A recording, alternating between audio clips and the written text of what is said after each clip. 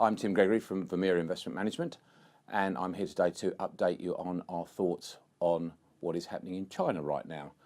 And it's been very interesting, of course, because China is the second biggest economy in the world now and pivotal to the overall growth of the world economy. And last year, the Chinese stock market did particularly poorly, down about 23%, but has had a strong recovery in 2019 so far, up 14%. And we think that has been caused by a combination of more optimism on trade talks, which obviously are progressing, and we hope will come to a solid conclusion either before the March 1 deadline or via an extension.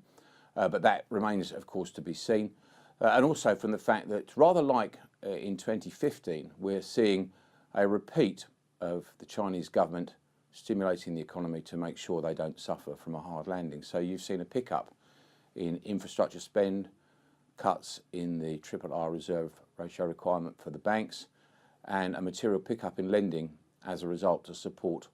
the local economy and small and medium-sized businesses in particular. So it remains to be seen just what sort of level GDP growth in China will be at this year. But what we think is much more interesting from a Chinese investment perspective is to focus on some of the areas that the government is clearly very keen on making sure work well for the economy going forward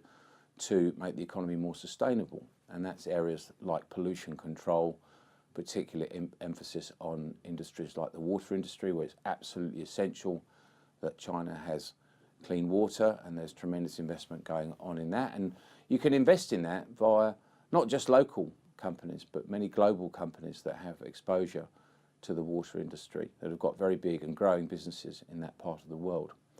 So we think there are a number of interesting ways to invest in China, not necessarily directly through the stock market itself, but through other industries. And of course,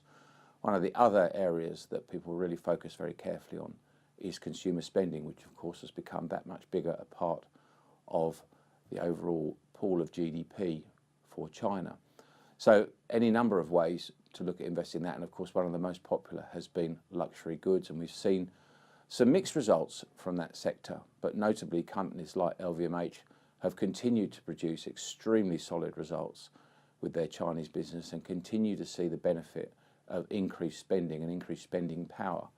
from the millennial Chinese. And we look at a number of ways that you can invest in that. There's interesting opportunities to invest in Japanese cosmetics companies, the Macau casino and gaming companies, potentially Singapore, which could be a tourist destination for Chinese travellers going forward, which is clearly something that millennial Chinese people really like to do as they gain more passports. So we think China is very interesting, a way to think about investing for long-term growth, but we don't really fixate or focus too much on short-term GDP growth, which of course has become something of a fixation of the market in recent years.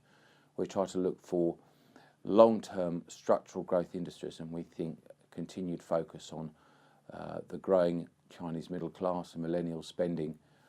and industries like the water industry that are going to benefit from continued pollution control are much the best way to invest in the Chinese economy going forward.